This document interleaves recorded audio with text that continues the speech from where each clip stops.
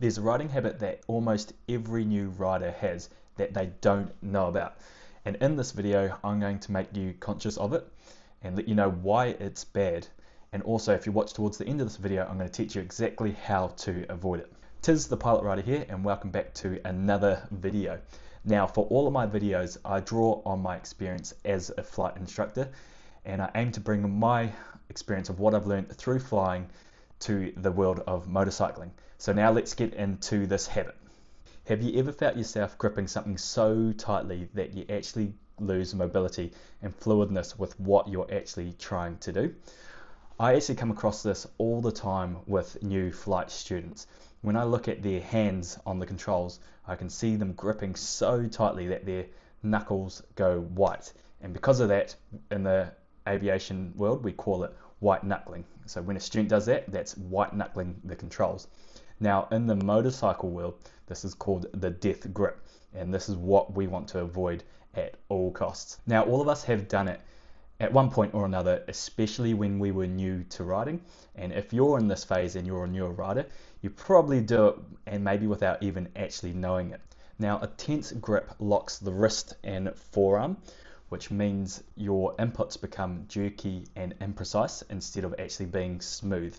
And you actually lose the ability to make small and accurate corrections exactly when you need them the most. For example, when you're going over bumps or even mid-corner. And in aviation, white knuckling the yoke on the control stick does the exact same in terms of it makes corrections delayed and oversized. And white knuckling the yoke in an aircraft does the exact same to a student. It makes corrections oversized and delayed, resulting in jerky and abrupt movements instead of smooth, continuous, small corrections when required. A death grip also transmits unwanted inputs into the front wheel. So for example, gripping really tightly is going to transmit every unwanted movement into your to your handlebars. For example, every bump, every flinch, every twitch is now going to get fed to those bars, resulting in any kind of inputs on the bike that you didn't actually mean to give it. And actually a relaxed grip will allow the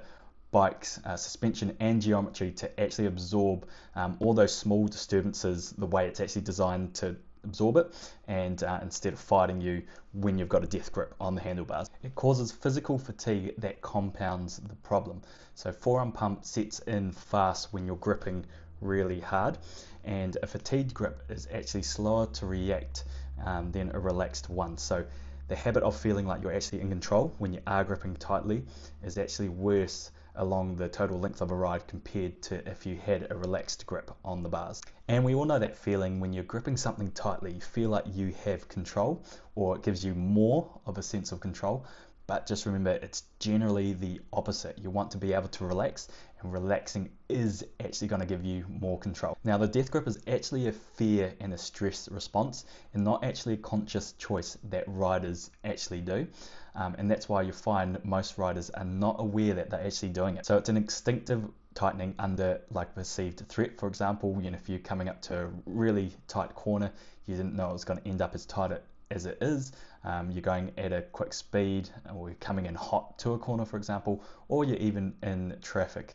It once again gives you that sense of control, and you're unconscious most of the time that you're actually gripping the bars really, really tight. And this is that same reflex I see with new student pilots, for example. As I mentioned earlier, when they are first timers or earlier on in their training career for flying, or if they encounter a bit of bad experience with turbulence for the first time, they're always gripping on super tight to the aircraft controls. So just remember, importantly, that most of the time it's instinctual and we're not conscious of it as riders. So this is hopefully just going to make it that little bit more aware to you and bring it to the forefront of your consciousness, so therefore you can kind of pick up on it when you might be actually gripping those bars more tightly than you should. Now, when I'm flying and I'm teaching a student, I can pretty much tell within the first 5 minutes of the flight when you're actually airborne of whether or not they're gripping too tight on the controls, because I pretty much just watch to see how smooth the inputs are, and I don't even need to be looking at their hands. I can just see the movements of the aircraft. It can be really abrupt and jerky, and therefore I know straight away they're probably death gripping that control. So The same applies with flying for riding as well. So relax on that bar and you'll notice a world of difference. So ultimately, how do you know if you are doing it yourself, if you're having a grip that's too tight on the bars?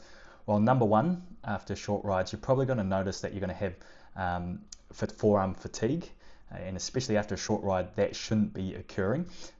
Also, you might have stiff wrists and hands, or your fingers might be quite stiff at stops as well, or your riding just in general is quite jerky with the inputs, especially for when you're turning. So those can all be things that can relate to having a tight death grip on the handlebars. Now, this does require a little bit of self-diagnosis, so you need to be aware of this potentially during your ride or after your ride. And if you're not going to self-diagnose, it's hard to pick up really what the issue is.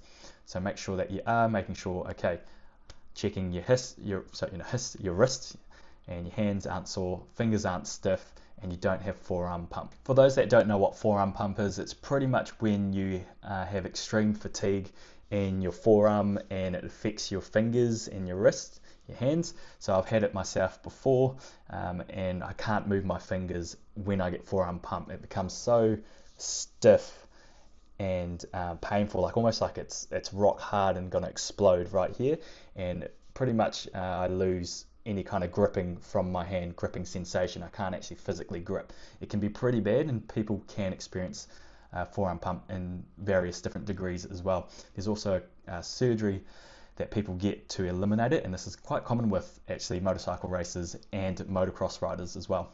Now, if you also like some mental techniques to incorporate with some of the techniques in this video itself, to pair them together, the physical and the mental, make sure to also check out my video, Treat Your Ride, How a Pilot Treats Their Flight.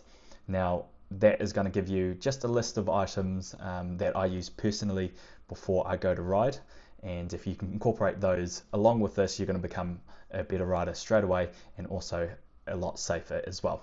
Now, if you weren't conscious of this death grip and maybe you're a newer rider, hopefully this video has helped out with what it is and the few techniques that you can actually do to avoid doing it, and why it's actually going to be really beneficial in instantly making you a better and safer rider.